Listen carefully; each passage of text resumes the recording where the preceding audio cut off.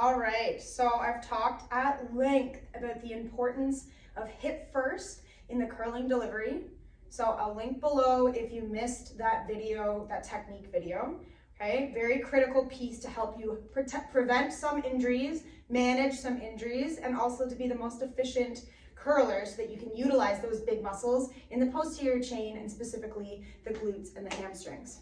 Okay, so hips first, super important. But if you find that you're struggling to figure out what that feels like, there's a quick little drill that we can do. So barring the fact that if you have no specific injuries to your shoulders, hips, knees, low back, okay? So if you're cleared for exercise, then this might be for you, okay? Disclaimer aside, we're gonna work on that hip first motion, and the exercise that we're gonna use is a suitcase deadlift, okay? So I want you to find a broomstick, a curling broom, what have you, okay? You're gonna take the broom on your hip bones, on your tailbone, on your shoulders, and attach it to the back of your head. So tuck the chin. So what I've done is I still have natural curves in my spine, okay? Like this bad boy over here, natural curves in the spine, but I've stacked my ribs over my pelvis, and that belt buckle in, ribs down cue keeps my spine nice and stable.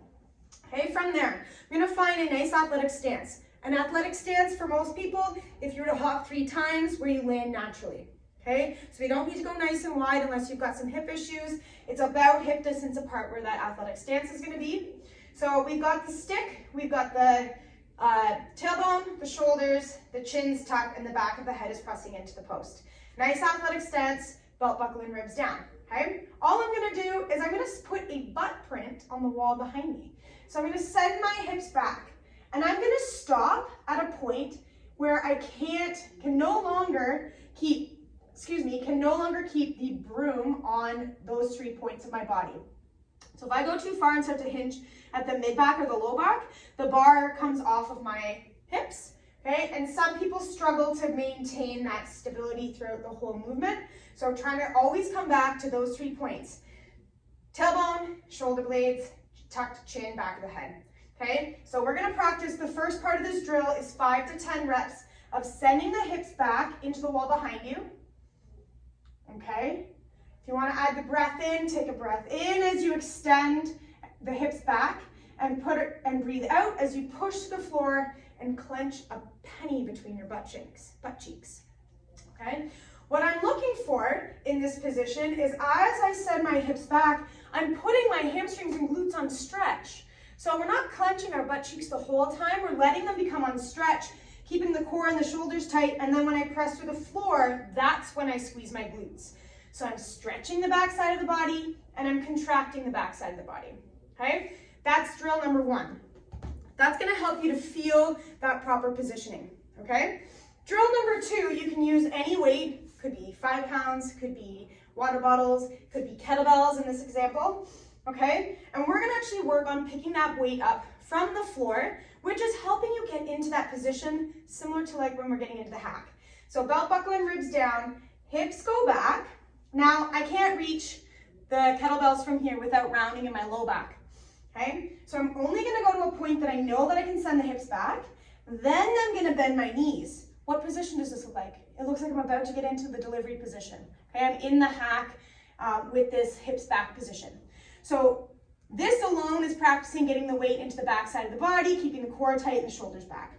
I'm gonna pick up the weights and push my pinkies behind me, squeezing money into my armpits, okay? So we've got a couple of variations with this suitcase deadlift. Variation number 1 is a full bend. So hips go back, bend the knees, press away the floor, okay? Keep the money in my armpits. Hips go back, bend the knees, push away the floor, okay? Now what happens for some people in this drill is our hips go back, we bend our knees, and then we lose the tightness in our upper body. Always squeezing money into my armpits so that my upper back and my mid back, my lats, are really active.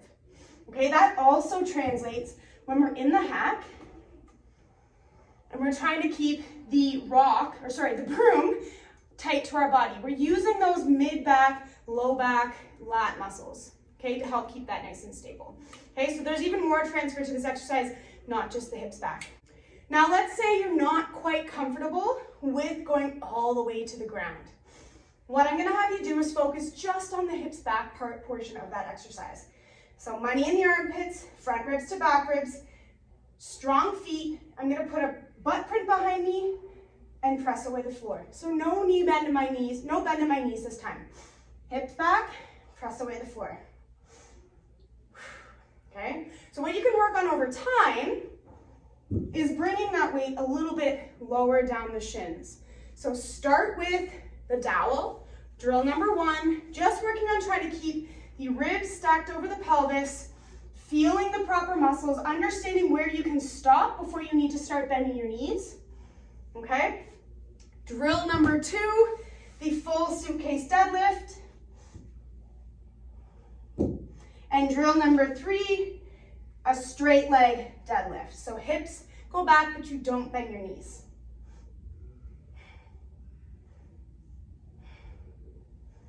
Okay. It's a great exercise to add into your workout routine as part of a warm-up, or even just a drill if you're like really familiar or really having a hard time feeling the backside of the body activate when you get into the hack. Okay, lots of transfer in this exercise for curling, specifically getting into the hack. 2 main pieces, we're sending the weight back, 3 main pieces. We're sending the weight back into the hips, we're loading up the backside of the body, we're activating the core when we're holding our activating the lats when we're holding our curling broom. And finally, when we stand up with that weight, as our hips come through, that allows us to generate power from the feet up to the upper body, which is going to translate to when we're on the ice, we're transferring our weight and we're kicking out into our delivery position, helping us with our weight control and of course, generating more power. So drop me a note below, let me know how it feels, and I hope you enjoy this drill.